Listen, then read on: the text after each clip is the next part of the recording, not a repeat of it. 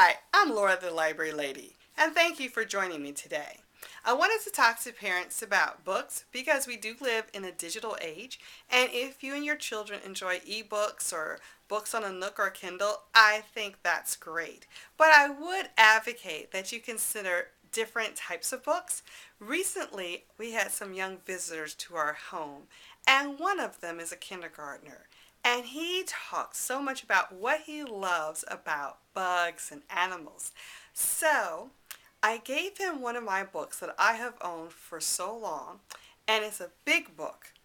And it shows all different types of bugs, and it talks about experiments and even bug recipes. I bring that to your attention as parents because a big book for insects is very important because we know insects are very small, especially when we want to see the details. Now, I don't like bugs or insects, but a lot of times little kids do.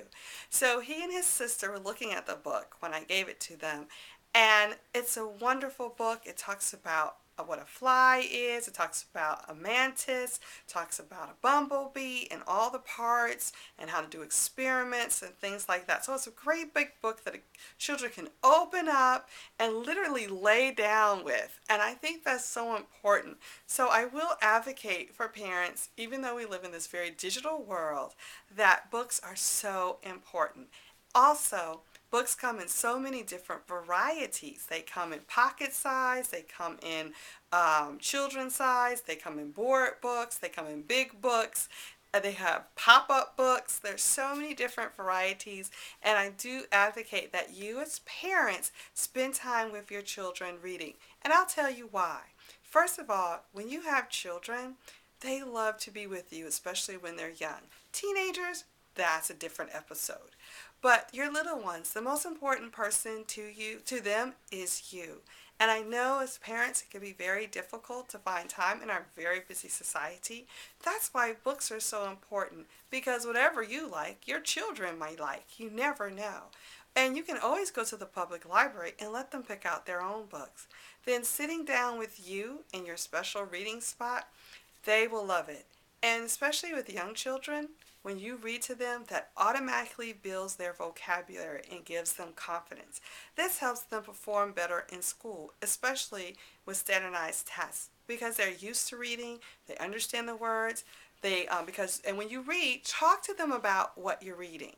And when you read a book to a certain point, especially with young children, they'll ask you to read the same book over and over. They will automatically, over time, learn the words. But go ahead and take your time. Point to the words and have them tell you what the word is. And when you're working with children, please be patient because they wiggle, they squirm, they laugh, they move around a lot. And if it's late, they'll fall asleep, especially if you have a routine of reading. So it's very important to have your own personal library. And if it's digital, it's okay, but I'm going to advocate for a hybrid collection. So please, please, please take the time to read with your children. And if you can't find the books that you want on Amazon or in your bookstore, make sure you go to my favorite spot. You got it, the public library. Thank you so much for joining me for today's episode. Take care and happy reading!